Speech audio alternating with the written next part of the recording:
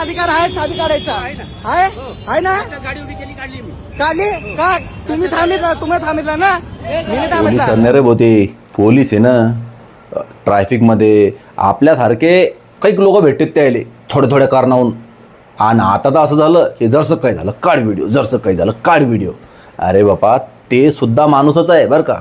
मान्य करतो काही पोलीसवाले अति करतात, पण काही पोलीसवाले माहिती आहे का या ट्रॅफिकनं या दगदगनं म्हणजे त्रास होतो रे त्यांना, पण ते सुद्धा माणूस आहे. तर त्यांनासुद्धा समजून घ्यायला पाहिजेत.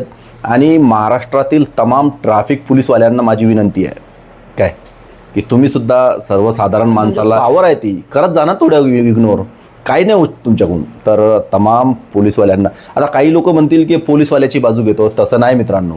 तो सुद्धा माणूस आहे, त्याला सुद्धा जबाबदारी आहे.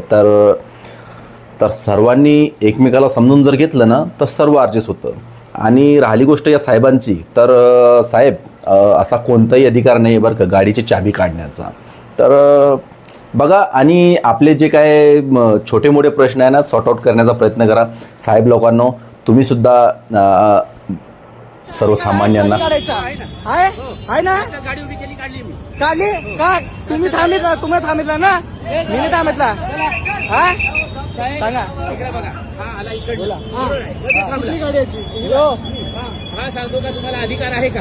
चाबी काढली डायरेक्ट. अधिकार आहे? तो मध्ये होता. तुला काय अडचण आहे ते सांग मला. दादा, मी इथे आलो, थांबलो, मला माहित नाही होतं इथून नाही जायचं म्हणून मी इथं थांबलो. डायरेक्ट येऊन चाबी काढले का? तुला काय अडचण काय? तुला काय नाही अडचण आहे ना, सगळं आहे.